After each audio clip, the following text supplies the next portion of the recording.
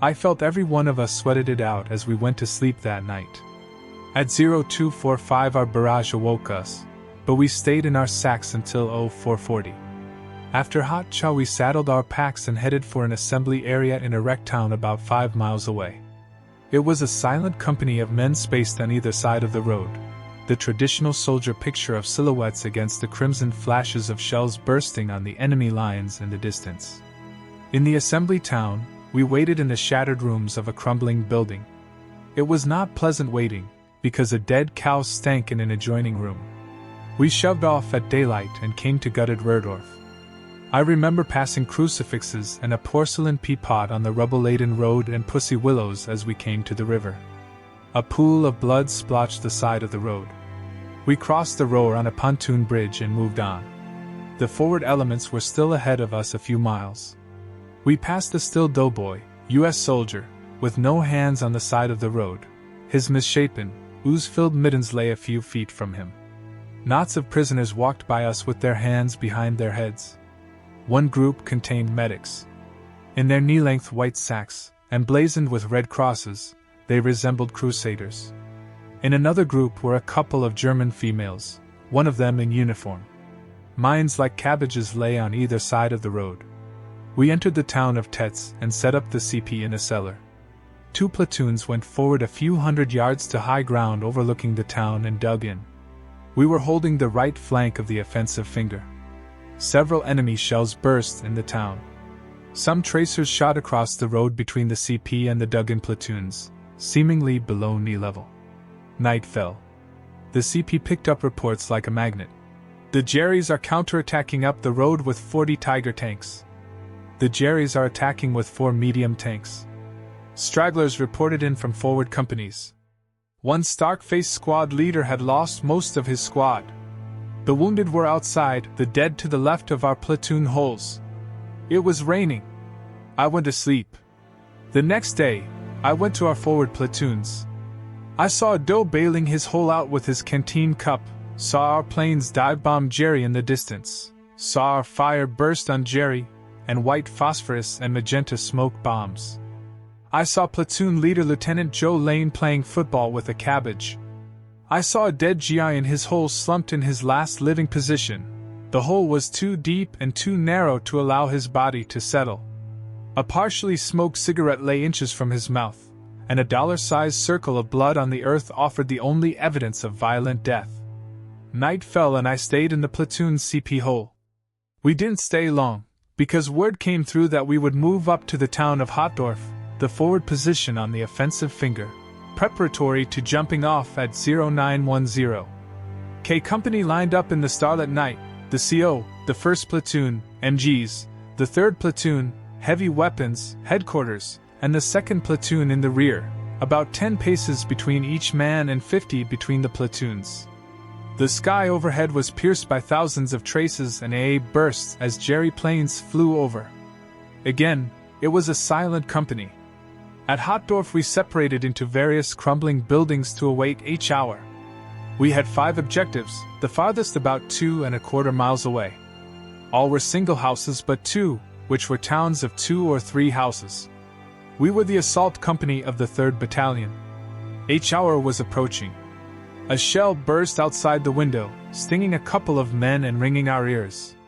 We huddled on the floor. It was time to move now. The 1st Platoon went out on the street followed by the MGs and the 3rd Platoon and the rest of us. We passed through dozen houses on either side of the street. They wisecracked and cheered us on. We came to the edge of town and onto a broad, rolling field.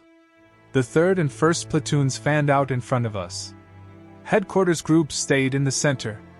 I followed in the footsteps of PFC Joe S., the platoon runner. He had a light aluminum case upon which I could easily focus the corner of my eye to keep my position and still be free to observe. Also, I felt that if I followed in his footsteps I would not have to look down at the ground for mines. He turned to me and commented on how beautifully the company was moving, properly fanned and well spaced.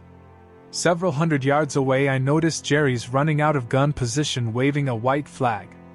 A black puff of smoke a few hundred yards to my right caught my attention, then another closer. I saw some men fall on the right flank. The black puffs crept in. There were whistles and cracks in the air, and a barrage of 88s burst around us. I heard the zing of shrapnel as I hugged the earth. We slithered into the enemy 88 position from which I had seen the prisoners run. Somebody threw a grenade into the dugout. We moved on. Some prisoners and a couple of old women ran out onto the field from a house. Objective 1. There was the zoom and crack of 88s again. A rabbit raced wildly away to the left. We went down. I saw a burst land in the running jerrys. One old woman went down on her knees in death, as though she was picking flowers. A dud landed 3 feet in front of T/Sergeant Jim McCauley, the platoon's sergeant, spraying him with dirt. Another ricocheted over PFC West Malden, the 300 radio operator. I looked to the right flank and saw a man floating in the air amidst the black smoke of an exploding mine. He disappeared just in front of the squad leader, S/Sergeant Elwin Miller. A piece of flesh sloshed by Sergeant Fred Wilson's face. Some men didn't get up. We went on. A couple of men vomited. A piece of shrapnel cut a doe's throat as neatly as Jack the Ripper might have done it. The right flank was getting some small arms fire. I was so tired from running and going down that it seemed as though my sartorius muscles would not function. The 300 radio wouldn't work and we couldn't get fire on those 88s. PFC George Linton went back through that barrage to get another radio from Hotdorf. Medic Oliver Poitras was working on wounded in that barrage. Objective 2 loomed ahead, a large building enclosing a courtyard. Cowshed, stables, toolshed, hayloft, living quarters opened on the inner court.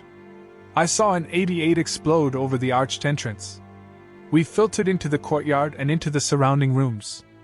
The executive officer started to reorganize the company. The platoons came in. First Sergeant Dick Wardlow tried to make a casualty list. A plan of defense was decided on for the building.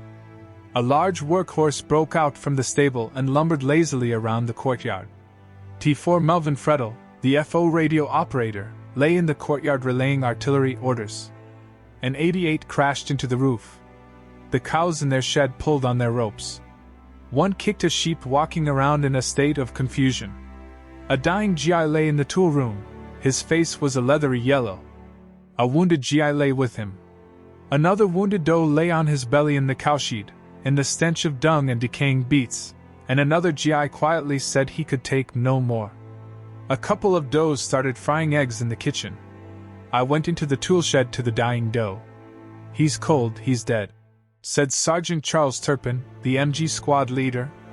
I took off my glove and felt his head, but my hand was so cold he felt warm. A medic told me he was dead. We passed a still Dobo on the side of the road with no hands, his misshapen, ooze-filled mittens a few feet from him. Lieutenant Bob Clark organized his company and set up defense. FO Philip Dick climbed the rafters of the hayloft to report our artillery bursts. The wounded doe and the cowshed sobbed for more morphine. 4 of us helped to carry him to bed in another room. He was belly down and pleased for someone to hold him by the groin as we carried him. "I can't stand it. Press them up, it'll give me support." A pool of blood lay under him. I went to the cowshed to take a nervous leak. A shell hit, shaking the roof. I ducked down and found I was seeking shelter with 2 calves. I crossed the courtyard to the grain shed, where about 60 does were huddled. Tank fire came in now. I looked up and saw MG tracers rip through the brick walls. A tank shell hit the wall and the roof. A brick landed on the head of the boy next to me. We couldn't see for the cloud of choking dust. 2 does had their arms around each other. One was sobbing. More MG tracers ripped through the wall, and another shell. I squeezed between several bags of grain. Does completely disappeared in a hay pile. We got out of there, and our tanks joined us. I followed a tank, stepping in its treads. The next 2 objectives were taken by platoons on my right, and I don't remember whether any 88s came in for this next quarter mile or not. One doe was too exhausted to make it. We were moving up to our final objective now, a very large building, also enclosing a courtyard, in a small town. Jerry planes were overhead but for some reason did not strafe. Our tanks spewed the town with fire and led the way. Black burst from Jerry time fire exploded over our heads this time. We passed Jerry trenches and a barbed wire barrier. Lieutenant Lane raced to a trench. A Jerry pulled a cord, setting off a circle of mines around him, but he was only sprayed with mud. Sergeant Eugene Flanagan shot at the Jerry, who jumped up and surrendered with 2 others. Jerrys streamed out of the large house. Women came out too. An 88 and mortars came in. I watched PFC Bob de Vasilk and PFC Ted Sanchez bring out prisoners from the basement, with PFC Ernie Gonzalez helping. We made a CP in the cellar. The wounded were brought down. Stray Jerrys were rounded up and brought to the rear. Jittery Does relaxed for a moment on the beds in the basement. PFC Frank Posek forgot he had a round in his bar and frayed our nerves by letting one go into the ceiling. A pretty Jerry girl with no shoes on came through the basement. Does were settling down now. The COs started to prepare a defense for a counterattack. Platoons went out to dig in. L&M companies came up to sustain part of our gains. Most of us were too tired to do much. The battalion CO sent word he was relieving us. All of us sweated out going back over the field, although this time we would go back a sheltered way. We were relieved and uneventfully returned to a small town. The Does went out into the rain on the outskirts and dug in. A few 88s came into the town. Early the next morning, K Company returned to its former position in the big house with the courtyard as the final objective. Just when I left, Jerry started counterattacking with 4 tanks and a company of men.